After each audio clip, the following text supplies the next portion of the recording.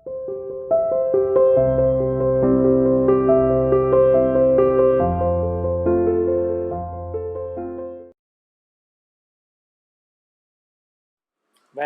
एक बार फिर आप सभी का।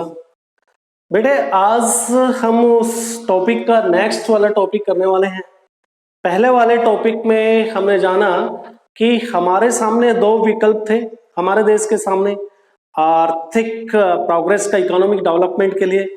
एक तो वो विकल्प था जिसमें पश्चिमी देश, यूरोप के देश और अमेरिका जो एक खुली अर्थव्यवस्था को अडॉप्ट किए हुए थे, ठीक है ना। जो देश के जो आर्थिक संसाधन है उसके ऊपर, उद्योग के ऊपर प्रजा के हाथ में था। उद्योगपति, खुली अर्थव्यवस्था कह सकते हो, उद्योगपति अपने उद्योग को चला रहे थे। उसके दूसरी तरफ सोवियत रूस के बारे में बात की हमने, जहां पे सोवियत रूस या फिर जो समाजवादी अन्य देश हैं वहां पर इस तरह की अर्थव्यवस्था थी कि जो उत्पादन के संसाधन है, साधन है, उद्योग है और या फिर भूमि कीजिए, उसके ऊपर सरकार का पूर्ण रूप से नियंत्रण था। आज हम आगे चलते हैं और आज का टॉपिक है ये बॉम्बे प्लान, जिसको आप मुंबई बोलते हो, पहले उसको बॉम्बे के नाम से जानते थे। ये बॉम्बे प्लान कहां से आ गया, बॉम्बे प्लान की कहां से बात आ गई? हम तो देश में अर्थव्यवस्था के बारे में बात कर रहे थे, कैसे देश को आर्थिक पटरी पे लेके आना है, यहाँ पर मुंबई आ गया है ना, मुंबई प्लान का उद्देश्य। तो ये भी आप अपने आप में एक विचित्र दृश्य देखने को मिला उस वक्त जब हमारा देश आजाद हुआ।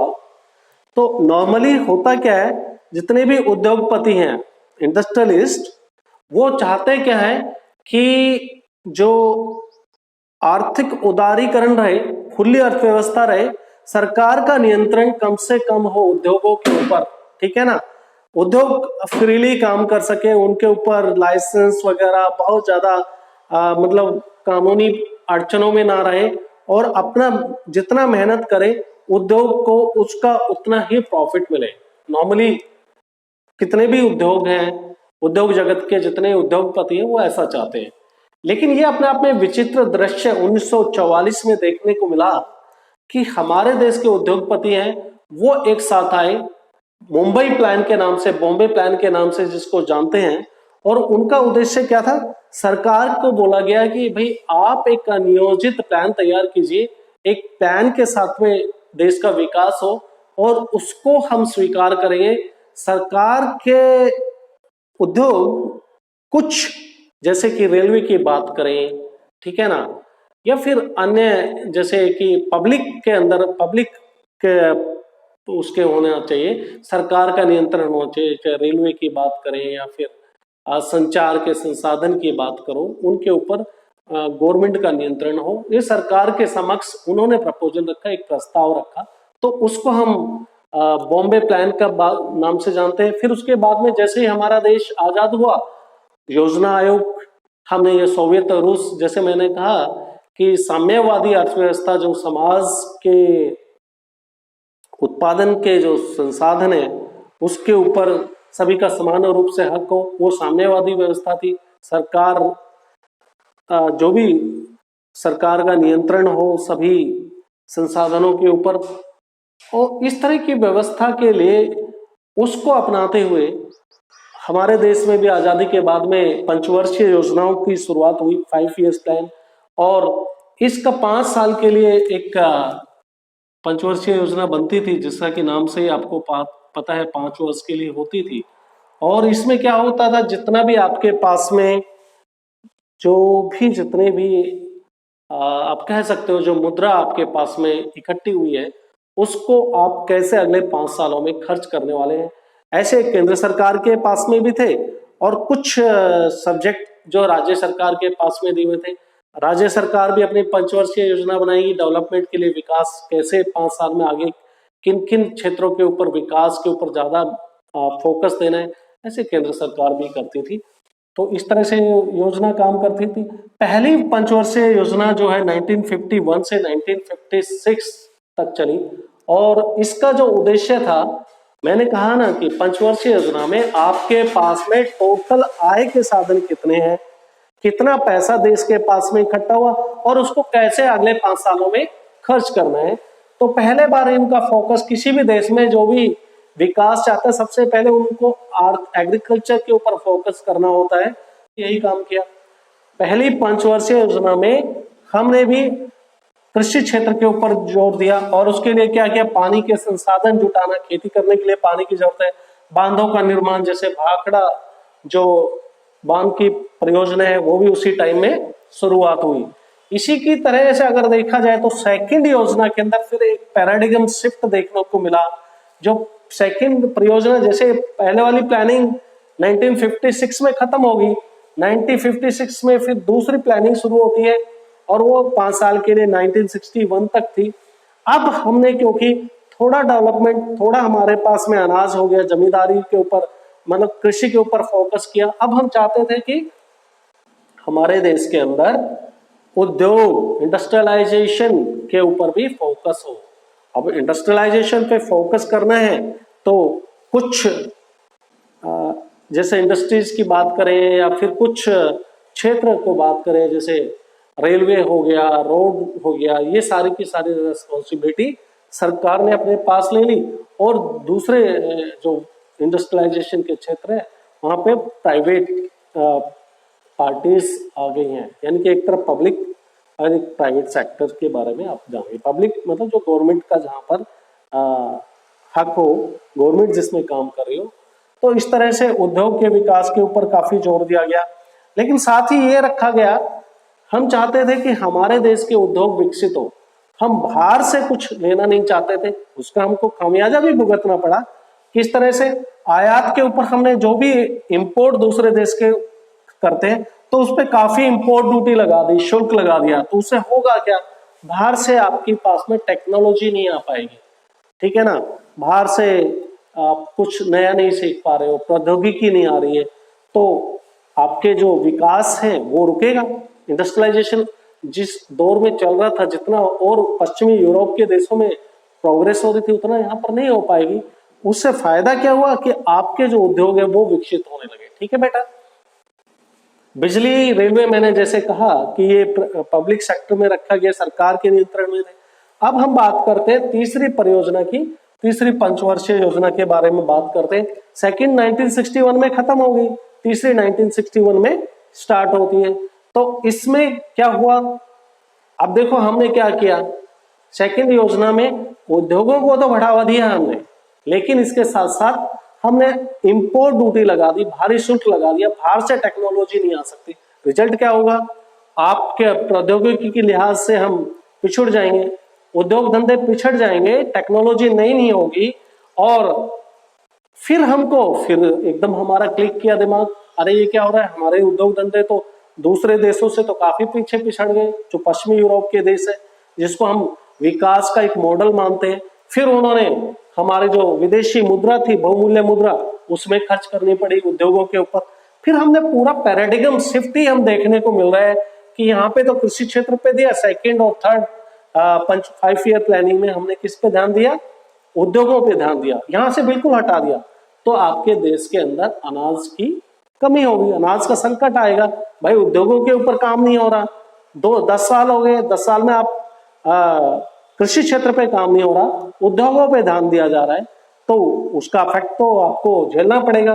तो इस तरह से देश के अंदर कृषि के जो बात करें, निवेश में काफी कमी आई और आर्थिक संकट अपने आप में देखने को मिला इस पीरियड में, ठीक है ना। कृषि में बहुत ज्यादा इन्वेस्टमेंट करने की आवश्यकता महसूस की गई और इस वजह से, क्योंकि आर्थिक संकट की स्थिति आ गई, आप टेक्नोलॉजी दूसरे देश से ले रहे हो, पैसा खर्च कर रहे हो, अनाज आपके पास है नहीं।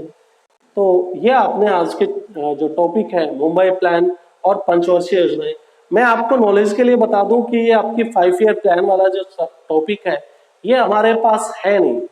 आज इस साल में हमारे पास में एग्जाम्स के पॉइंट ऑफ व्यू से नहीं है, लेकिन समझना तो हमें फिर भी है। बहुत ज्यादा फोकस नहीं करेंगे, समझ के चलेंगे।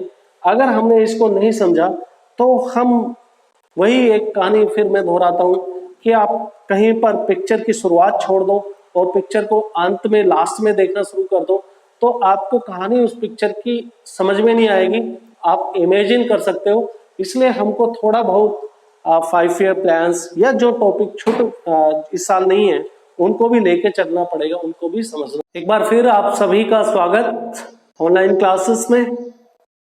बेटा आज हम करने वाले हैं चैप्टर 3 नियोजित विकास की राजनीति, वही कंटिन्यूअस है और उसमें आज का हमारा टॉपिक होगा विकास का केरल मॉडल। केरल एक स्टेट है, दक्षिण के अंदर राज्य है, साउथ के अंदर, भारत के साउथ में, और उसी के विकास के मॉडल के बारे में बात करेंगे। जब देश आजाद हुआ तो किस तरह से भारत के अंदर केरल हर मायने में प्रोग्रेस में, उन्नति में सभी स्टेट से आगे चल रहा था। ऐसा क्या था? क्या केरल के अंदर बहुत ज्यादा उद्योग थे? जी नहीं। क्या प्रति व्यक्ति आय अच्छी थी? जी नहीं। तो उसके बावजूद भी आखिर केरल ने कौन सा मॉडल अपनाया कि भारत के अंदर उसका, अगर बात करो हेल्थ के पॉइंट ऑफ व्यू से, जो स्वास्थ्य है उसके अंदर उनका बहुत अच्छा रहा। जो शिशु मृत्यु दर है, शिशु बच्चे की मौत जैसे बचपन में ही मौत हो जाती है, वो सबसे कम है। जब मदर की जो मृत्यु हो जाती है जन्म के टाइम, बच्चे को जन्म देने के टाइम, वो सबसे कम है।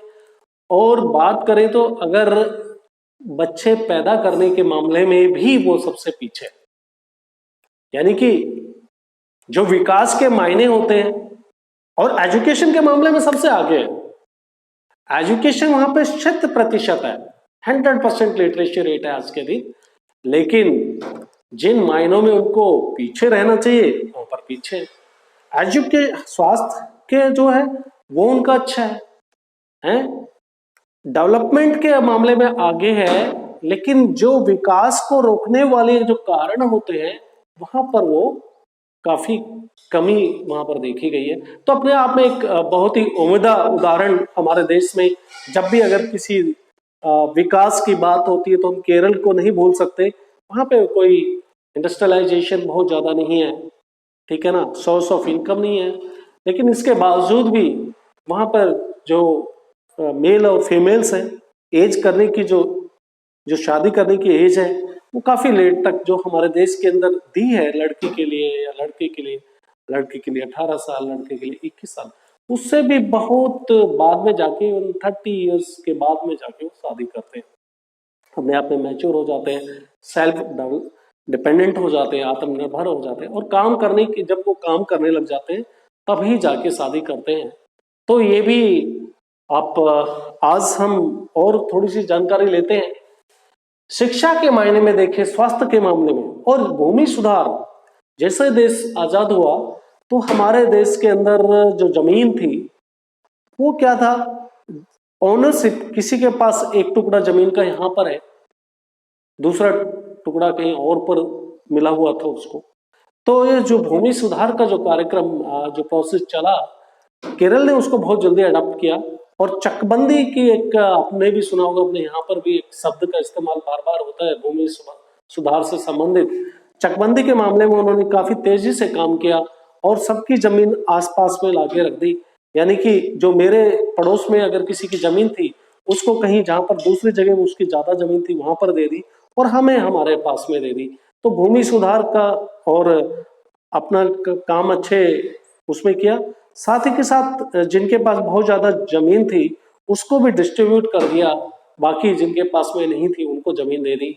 तो चाहे शिक्षा के मामले में देखें 100% मैंने कहा, स्वास्थ्य देखो वहां पर स्वास्थ्य के मामले में काफी सुधार है, भूमि सुधार की बात की, और आपके जो डिस्ट्रीब्यूशन सिस्टम है, पब्लिक डिस्ट्रीब्यूशन सिस्टम, जिससे खाद्यान्न का वितरण किया जाता है, वो अपने आप में काफी फेयरली काम करता है, ट्रांसपेरेंसी के साथ। वहां पर कोई घोटाला वगैरह नहीं होता है जो हम राशन की दुकान से जो अनाज लेते। गरीबी उन्मूलन, गरीबी को दूर करने की दिशा में काफी काम किए। प्रति व्यक्ति आय ये मानते हैं कि बहुत कम है वहां पर। औद्योगिक विकास अगर कंपेरेटिवली अगर हरियाणा से देखें, हरियाणा की बात करें या फिर दिल्ली के आसपास के क्षेत्र में जितने भी स्टेट हैं वहां पर जो औद्योगिक विकास है इनसे तुलना करें तो केरल काफी पीछे है। वहां पर इंडस्ट्रियलाइजेशन ही उसके पड़ोसी राज्य जबकि बात करें तमिलनाडु में काफी इंडस्ट्रियलाइजेशन हुआ है। केरल में इसके स्कोप नहीं है, लेकिन उन्होंने अपने सोर्स ऑफ इनकम चुना है। कुछ लोग दूसरे देशों में जाके अर्बन आरबीएन कंट्रीज हैं जो अर्ब देश है वहां पर जॉब करते हैं। तो हर इंसान के काम करने से प्रति व्यक्ति आय है वो भी अभी बढ़ी है। साक्षरता बढ़ी है 100%, मैंने कहा ही। शिशु मृत्यु दर कम है, बच्चे जन्म लेने के साथ में उनकी मौत कम होती है कंपेयर करें दूसरे स्टेट के साथ। मात्र मृत्यु दर भी कम है और जन्म दर भी कम है। ये तो हमने केरल के विकास मॉडल के बारे में बात की, कैसे केरल ने अपने यहाँ पर सुधार किया, और वहाँ की पंचायती राज व्यवस्था है उसमें भी लोगों का काफी कंट्रीब्यूशन है, लोग काफी इंटरेस्ट लेके काम करते हैं। जो लोग पंचायत के मेंबर्स नहीं है, समिति ब्लॉक समिति के मेंबर नहीं है, वो भी अपने आइडियाज देते हैं और उनके अच्छे आइडियाज को स्वीकार किया जाता है। तो ये अपने आप में वहां पे आप लोकल गवर्नमेंट जो है वो भी काफी अच्छे से एस्टैब्लिश है।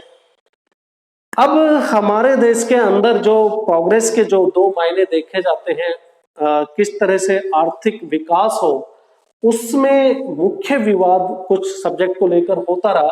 जैसे बात करें कृषि और बनाम उद्योग की बात करें कि कहीं पर कुछ स्टेट के अंदर या कुछ जो राजनीतिज्ञ थे, कुछ एक्सपर्ट्स थे, उनका सोचना है कृषि के ऊपर जितना विकास के ऊपर ध्यान दिया जाना चाहिए था उतना विकास के ऊपर भारत देश में ध्यान नहीं दिया गया। अगर हम देखें तो हमने खुद भी देखा 1951 में हमारी पहली पंचवर्षीय योजना का शुरुआत हुई।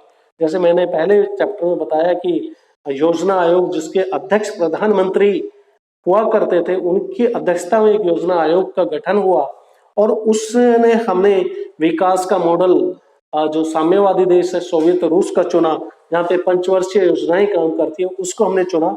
और उसमें उसी पंचवर्षीय योजना के अगर पहले पंचवर्षीय योजना जो 1951 से 1956 में देखे, सिर्फ वहां पर ही हमने कृषि के ऊपर ज्यादा फोकस किया। उसके बाद में सेकंड परियोजना की बात करें या थर्ड में, वहां पर हमने उद्योग के ऊपर काफी ध्यान दिया। तो कृषि बिछुड़ गया, प्रोग्रेस के मायने में कृषि काफी पीछे रह गया। और इस तरह से जो प्रौद्योगिकी है, डेवलपमेंट है, उसको भी हमने रोका। दूसरे देशों से टेक्नोलॉजी को नहीं आने दिया। हम चाहते थे कि हमारे यहाँ के प्रौद्योगिकी का विकास हो, टेक्नोलॉजी यहाँ पे डेवलपमेंट हो, कंपटीशन नहीं रहा उससे। तो जो मार्केट के अंदर है चीजों का जो कीमत है वो मतलब बढ़ नहीं पाई, क्योंकि अगर आपके पास में एक ही क्वालिटी है, उसका कोई उत्तम क्वालिटी नहीं मिल रही है, तो कोई कंपटीशन नहीं होगा, और कंपटीशन नहीं है तो प्रोग्रेस के चांसेस भी कम हो जाते हैं। ठीक है ना। दूसरा हम बात करते हैं कृषि के बारे में। जेसी कुमारप्पा का नाम हम यहाँ पर नहीं भूल सकते, चाहे चौधरी चरण सिंह की बात करें, ये कांग्रेस में ही थे पहले, और फिर कांग्रेस से श्रीमान जी अलग भी हो गए हैं, और ये भी कांग्रेस के ही थे। गांधीवादी नेता के रूप में इनकी पहचान है, काफी गांधी की फिलॉसफी को ये फॉलो करते थे। जेसी कुमारप्पा काफी पढ़े लिखे, विदेश में जिसकी एजुकेशन वगैरह हुई है।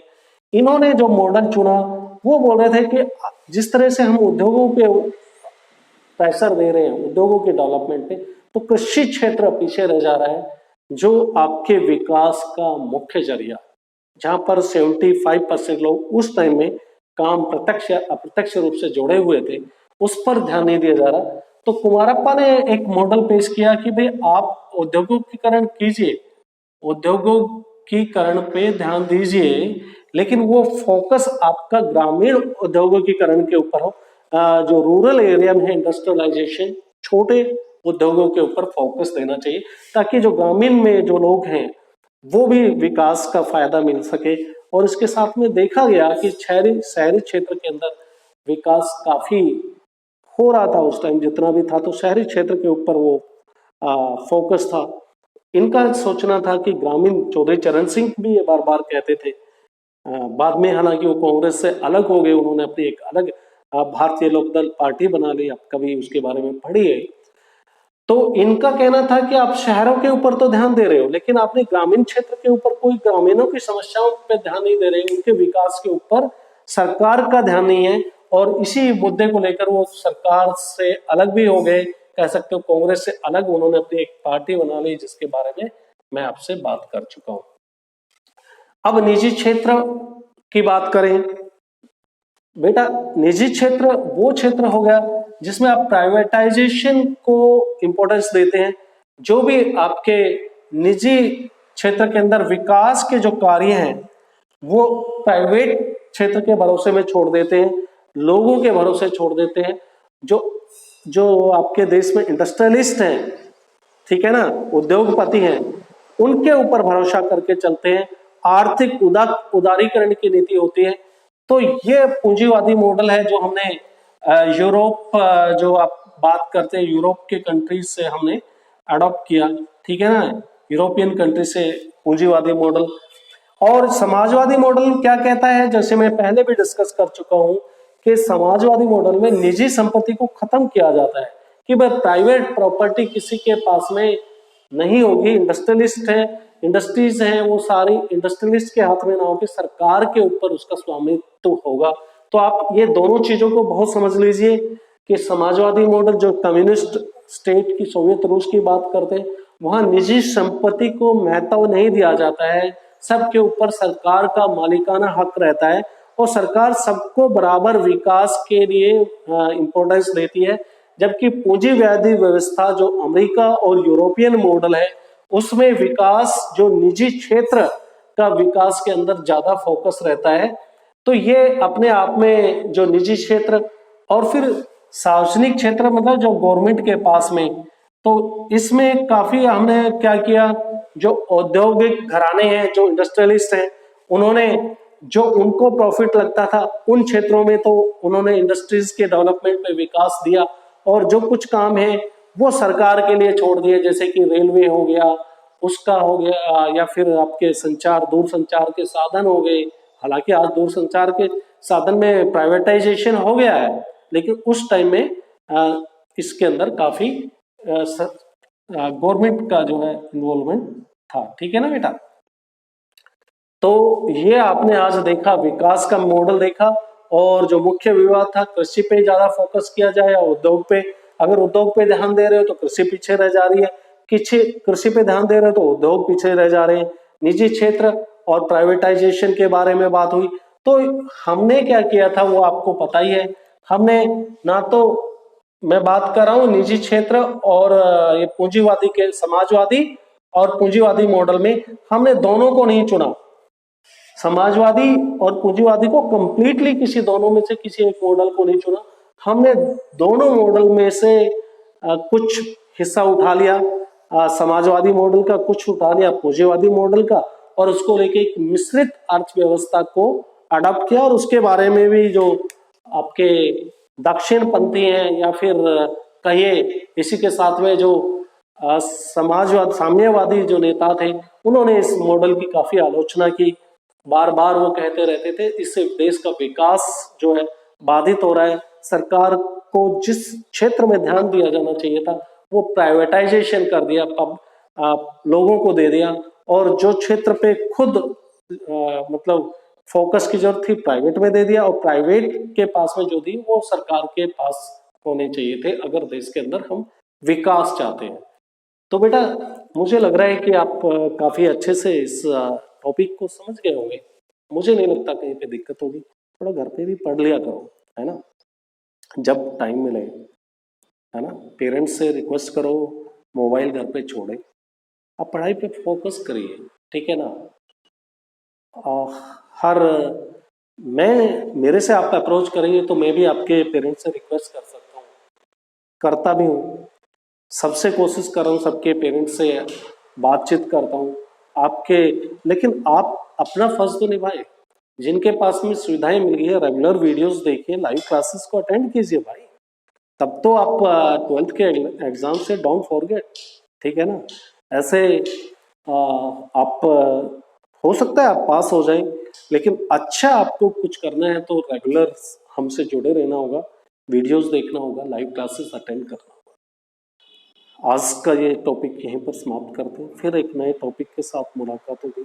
तब तक के लिए good bye, stay safe, thank you.